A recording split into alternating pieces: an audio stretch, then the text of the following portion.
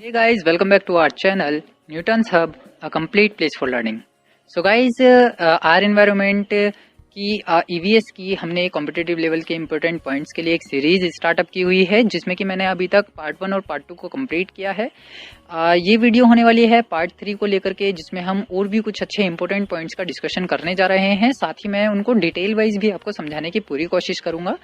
अगर आपको ये वीडियो पसंद आए तो इस वीडियो को लाइक कीजिएगा, शेयर कीजिएगा और सब्सक्राइब कीजिएगा। अगर आपके मन में कोई भी डाउट रहता है तो आप उसको कमेंट सेक्शन में जाकर के कमेंट कर सकते हैं। मैं पूरी कोशिश करूंगा कि आपके जो डाउट्स हैं उनको सेपरेट वीडियो बना करके क्लियर कर सकूं। तो चलिए ज़्यादा टाइम वेस्ट ना करते हुए आज की वीडियो को स्टार्ट करते हैं।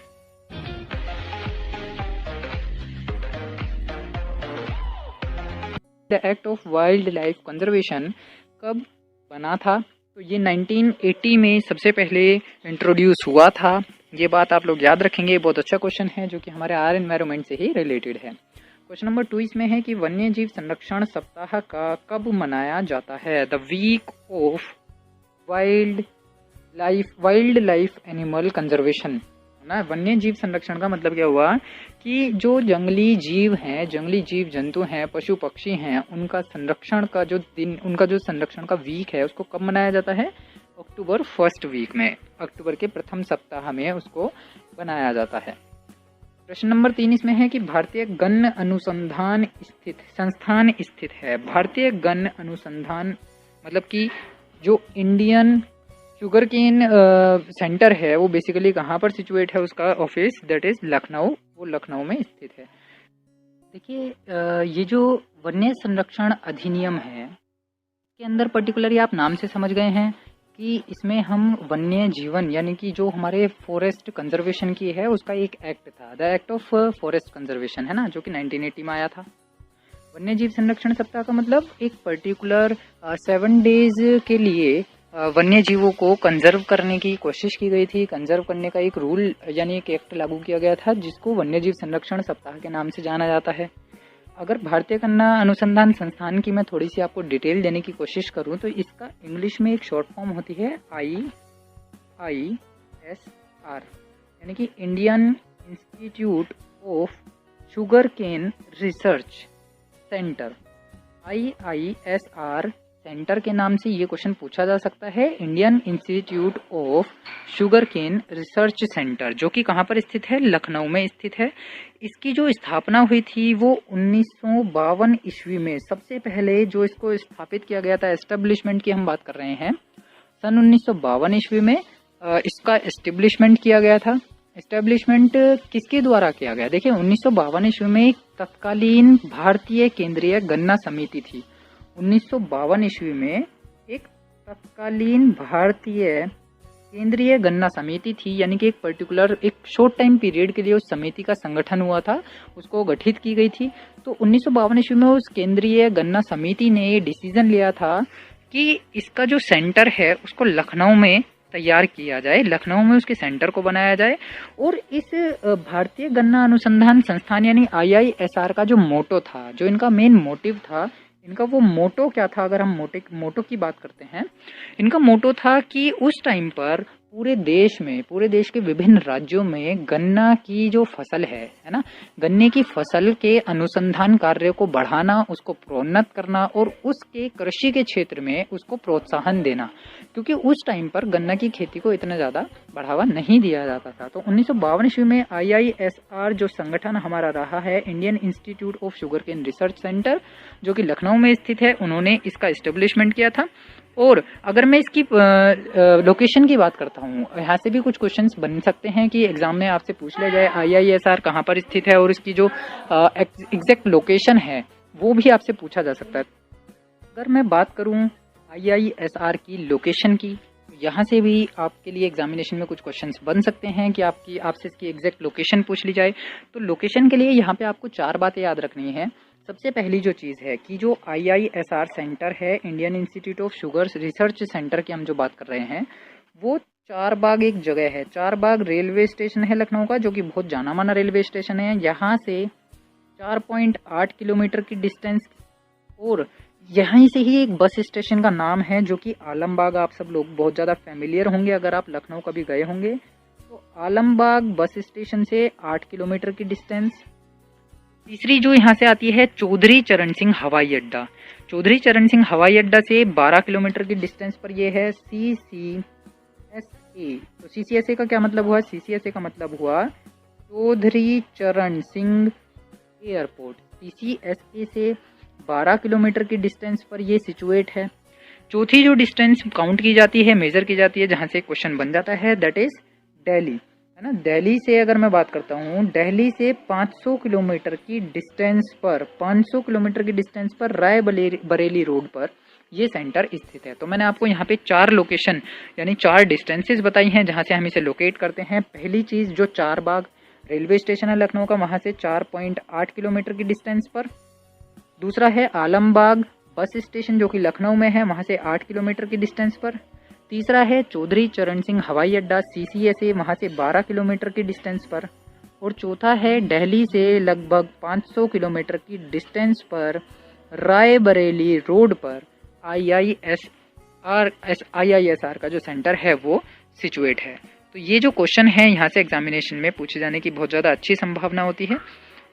नेक्स्ट है टाइगर प्रोजेक्ट। तो टाइगर प्रोजेक्ट की हम बात कर रहे हैं। टाइगर प्रोजेक्ट को 1973 में लॉन्च किया गया था।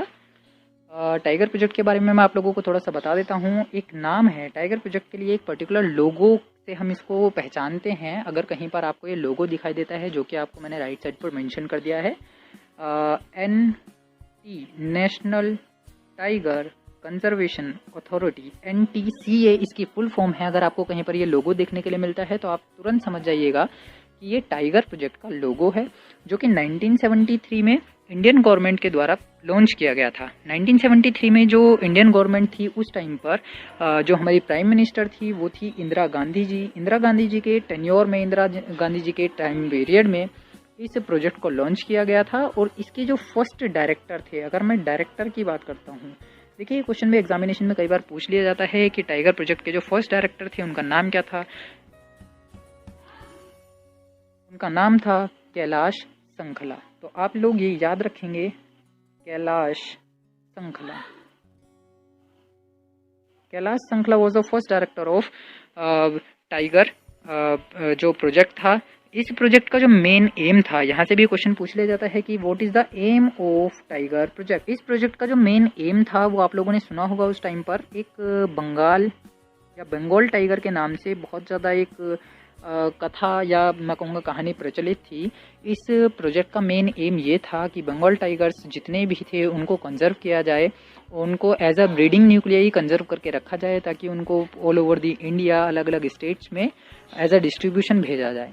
तो उनको कंजर्व करने के लिए ये एक्ट लागू किया गया था, ये प्रोजेक्ट दिया गया था टाइगर प्रोजेक्ट के नाम से, जिसको हम जानते हैं, और ये 1973 में लॉन्च किया गया था।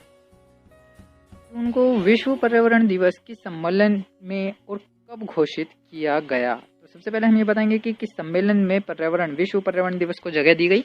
स्टॉकहोम में एक सम्मेलन हुआ था जो कि 1972 में हुआ था। तो 1972 में स्टॉकहोम सम्मेलन के अंदर 5 जून को विश्व पर्यावरण दिवस के रूप में घोषित किया गया। विश्व जल दिवस कब बनाया जाता है? 22 मार्च को इसे बनाते हैं। क्वेश्चन नंबर 7 में बोला गया है भारत में हरित क्रांति के जनक कौन थे? The father of green revolution, Indian green revolution के लिए नाम से भी इनको जाना जाता है। तो इनका नाम है MS स्वामीनाथन। पूरा नाम की अगर मैं बात करता हूँ तो MS स्वामीनाथन में MS स्वामीनाथन का मतलब हो गया मैन कोम्बो। आप इनका नाम देखिए कैसे याद रख सकते हैं, मैन कोम्बो संबा सिवान। इनका जो पूरा नाम है वो है मैन कोम्बू संबा सिवान स्वामीनाथन।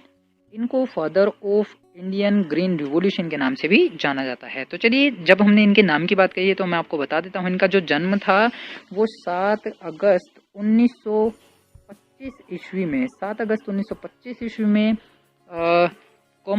मैनकोम्बू में ही हुआ था, जो कि केरल में एक जगह है। तो 7 अगस्त 1925 ईस्वी में इन्होंने एक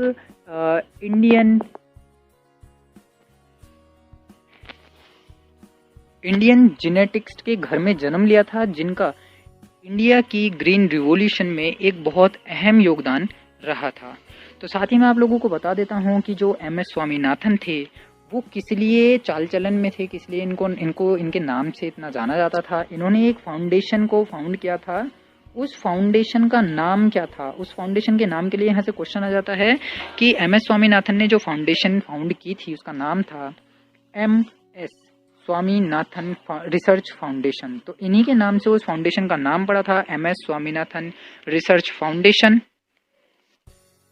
क्योंकि इस फाउंडेशन का जो मेन पर्पस था, जो मेन एम था, या मैं कहूँगा जो विज़न था, वो ये था कि संसार को पॉवर्टी और जो हंगर है उसकी जो रेखा है उससे ऊपर उठाया जा सके। इनका कुल मिलाकर के जो मेन पर्पस था फाउंडेशन बनाने का वो ये था to get rid the world from the line of the poverty and the hunger, ताकि जो पूरा संसार है वो भूख से और गरीबी की रेखा से थोड़ा ऊपर उठ सके।